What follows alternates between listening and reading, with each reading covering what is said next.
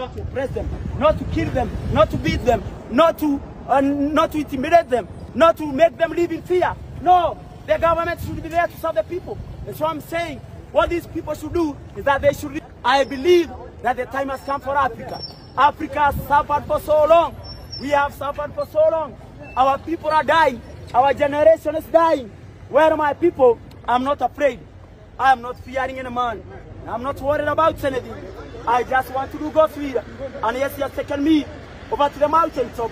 And He has surrounded me through cover. And I have seen the promised land. And I'm certain that we, as a great sina kifunguo. Dangerous in what way? People are suffering, people are dying. How are you addressing this? How is the government addressing this? People are dying. Watu wanakufa kwa sababu the government has become so inefficient. Kwa nini? Kwa nini tukue hivi? Who bewitched Africa? Who bewitched this nation? Nani alituroga? Ati viongozi wetu wao wanakaa msarehe huko, watu wanaumia, watu wanakufa. This issue has never been addressed in this country for 60 years. We must stop being afraid. My people, fear destroys life. Fear ina to destroy. Uoga ina to destroy. Uoga ndio imetuweka watumwa katika nchi yetu. Uoga na ukabila ndio imetuweka sisi watumwa. Tunalala nje kwa sababu hatuna makao. Tunakufa njaa, hatuna chakula. Tumechoka na hatuwezi ngoja tena. Ninaita watu will cause us to look at, to question the fairness and justice of many of our past and present policies.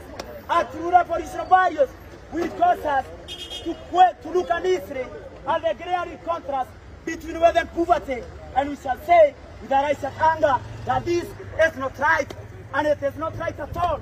That 60 years, my people, after the so-called independence, majority of our people are left to languish in our own island of poverty, in the midst of a sea of material affluence and prosperity. 60 years after the so-called independence, majority of our people are still harangued by a corroding sense of fear and a nagging sense of nobodiness. Almost 60 years after the so-called independence, majority of us is the color of the skin, but you are still slaves. Africa has never been free. Africa has never ruled herself. The black man has never been in control of anything.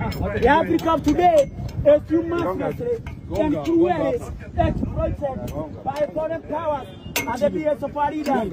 Our leaders and their partners and soldiers of the West, they do not have the hope. Yeah, sit down.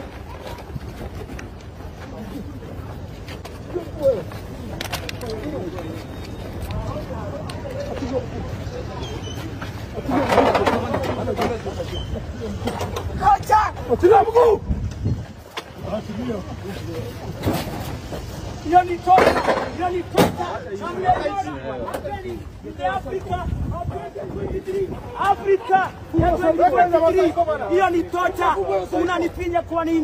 don't have any right to do that. We are all equal in the eyes of the Lord. I'm not afraid. I am not afraid. Give me death or give me freedom. I am ready to die for this country. I am ready to die for my people. I am ready to die for what the children die.